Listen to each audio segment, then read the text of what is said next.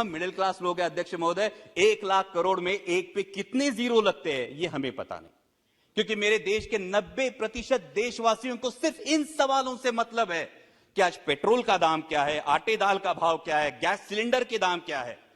अध्यक्ष महोदय, सरकार में बैठी एक मंत्री महोदया कभी गैस सिलेंडर के दाम बढ़ने पर धरने पर बैठ जाती थी।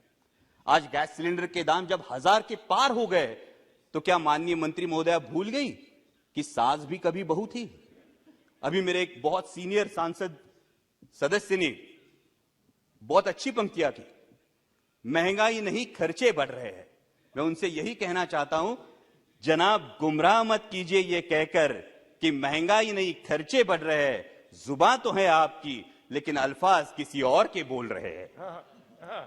लेकिन इस बात पर सभी को सहमत होना होगा कि भूतपूर्व पंतप्रधान स्वर्गीय इंदिरा जी गांधी के बाद पूरे देश पर लंबे समय तक पूरे देश को प्रभावित करने वाले प्रधानमंत्री आदरणीय नरेंद्र जी मोदी ही है। इस बात पर सभी को सहमत होना होगा। लेकिन अध्यक्ष महोदय, इतिहास गवाह है कि प्रभावी व्यक्तियों का नुकसान विरोधियों से ज्यादा उनके अनुयायी करते हैं। इस बात का इतिहास गवाह है और इसीलिए सोशल मीडिया के अंधभक्तों से और सवाल पूछने के बजाय अपने में मशगूल रहने वाले मीडिया के कुछ नुमाइंदों से सावधान रहने में ही देश हित है। राष्ट्रपति जी ने कहा कि देश विकास की ओर बहुत तेजी से बढ़ रहा है, लेकिन अध्यक्ष महोदय, वास्तविकता यह है कि उतनी ही तेजी से मेरे देश का माहौल बिगड़ रहा है। G20 की हम अध्यक्षता कर रहे हैं, ये गर्व की बात है। और G20 का लोगो देखिए तो बहुत ही प्यारा लोगो है, जिसमें हम विश्व को बता रहे हैं वसुधैव कुटुंबकम। मैं जिस चुनाव क्षेत्र से आता हूं वहां संत ज्ञानेश्वर जी की संजीवन समाधि है। संत ज्ञानेश्वर जी ने तो पसायदान करके आता विश्वात्मके लाहो जोजे वांछीलतो ते लाहो ये कहा है, लेकिन हम विश्व को बता रहे हैं हमारा मुल्क नहीं, इस पानी पर तुम्हारा अधिकार नहीं। अध्यक्ष महोदय, सभी को याद होगा बचपन में स्कूल में जाया करते तो 10 पैसे की लिमलेट की गोली खरीदते थे और 10 पैसे की लिमलेट की गोली शर्ट के कोने में पकड़ के दांतों से तोड़ के दोस्त को दिया करते थे। अध्यक्ष महोदय, तब फर्क नहीं पड़ता था दोस्त का नाम अमित है या अमजद। आज फर्क पड़ता है। तब फर्क नहीं पड़ता था दोस्त दलित है या सवर्ण, लेकिन आज फर्क पड़ता है। देश का माहौल बिगड़ रहा है क्योंकि हिंदू मुस्लिम के साथ साथ दलित और सवर्ण ये दरार भी बढ़ते हुई दिखाई देती है।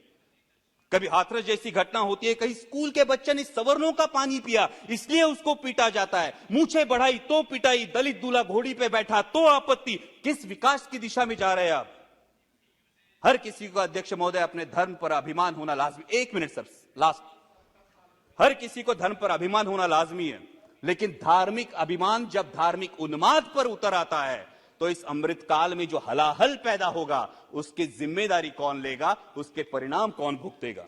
राष्ट्रपति जी ने अपने अभिभाषण में जो सपना दिखाया वो सच होने के लिए हर देशवासी को यह समझना होगा अध्यक्ष महोदय कि यह देश सिर्फ 38% वोट बटोरने वाली किसी एक राजनीतिक पार्टी का नहीं, बाकी 62% देशवासियों का भी है।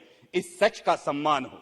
भगवे से किसी को परहेज नहीं और होना भी नहीं चाहिए, लेकिन भगवा तिरंगे में से एक रंग है, इसी का सबको एहसास हो। दहलीज के अंदर कोई ईश्वर, अल्लाह, यीशु किसी की भी उपासना करे, दहलीज के बाहर कदम रखते ही वो सिर्फ और सिर्फ भारतीय हो। पंथ, प्रांत और धर्म से जुड़ी भावनाओं का जरूर सम्मान करे, लेकिन हर देशवासी की सर्वोच्च भावना राष्ट्र प्रथम हो। तभी अमृतकाल का अमृत अंतिम पंक्ति में खड़े अंतिम व्यक्ति तक पहुंचेगा। डाल डाल पर फिर सोने की चिड़िया का बसेरा होगा और इस अमृतकाल में मेरा राष्ट्र विश्व की महाशक्ति बनकर उभरेगा। जय हिंद, धन्यवाद।